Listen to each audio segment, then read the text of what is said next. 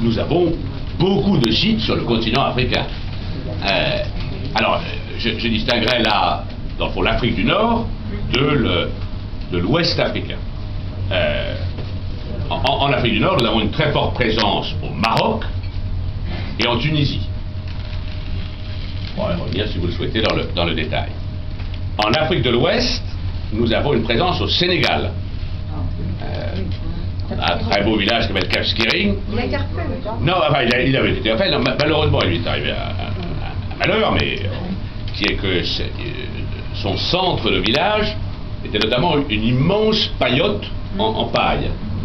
Et elle a pris feu il y a quelques mois. Et donc, la grande paillote, tout a brûlé. Donc nous sommes en train de reconstruire, et j'allais dire, quitte à devoir le construire, en l'embellissant, le rendant plus confortable, tout le centre du village. Alors on va essayer de le faire le plus vite possible, mais c'est quand même de très grands travaux. Nous avons mobilisé tous les producteurs de paille alentour, parce que oui, il faut pas, il faut pas. Et donc nous avons là un travail aussi. Au Sénégal aussi, nous travaillons sur un autre site, ce qu'on appelle la Petite Côte, qui est un très joli endroit. C'est la région notamment où il y a beaucoup de baobabs, admirable région, encore très préservée et avec une culture très forte. Donc avec là le projet de faire notamment un village à dominante écologique. Nous avons pris pour cela comme architecte quelqu'un qui s'appelle Édouard François, qui est peut-être plein de talents, celui notamment qui a fait l'hôtel du Fouquet, et qui a conçu un projet extraordinairement intéressant, original, alors avec notamment des suites posées sur les arbres. Voilà. Alors je vous avoue que je suis quand même un petit peu prudent là-dessus. Il faut qu'elle soit bien accrochée. Et qu'ensuite. Que l'arbre s'en va. Et qu'ensuite faire le ménage d'une suite dans un arbre, tu vas faire compliqué. Donc, ça c'est au Sénégal. Ça c'est Sénégal. Donc on travaille sur le concept et on est à ce projet. Alors, nous avions un village en Côte d'Ivoire, très joli village, magnifique, Assini.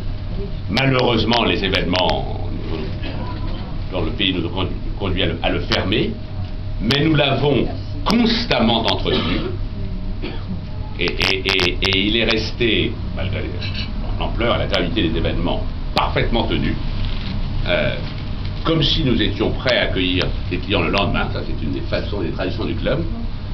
Et puis nous avons, il y a un an maintenant, et c'est une très bonne chose, avec des opérateurs ivoiriens, décidé de sa réouverture, gérée par eux, pour l'instant à destination du marché ivoirien, et puis j'espère que tout à l'heure, en s'améliorant, on pourra ensuite le faire réévoluer vers un beau Club Med.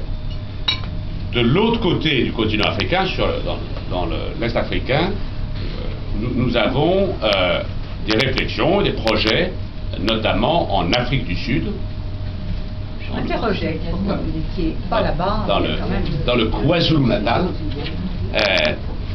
Alors, une des difficultés de la côte d'Afrique du Sud, c'est que soit l'eau est un peu froide tout en bas, soit elle est peuplée un peu plus haut de requins, qui la fréquentent assidûment, et ce qui là n'est pas favorable à la baignade. Donc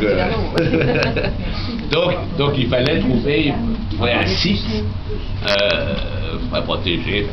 Et nous travaillons sur un projet qui puisse être une expérience qui serait alors extraordinaire de découverte des grands parcs naturels admirables et en même temps aussi dans un environnement balnéaire. Donc on y a un projet. Et puis nous regardons des choses au Kenya. Donc nous avons la volonté des projets de nous développer sur c'est-à-dire l'ensemble du continent africain. Excusez-moi.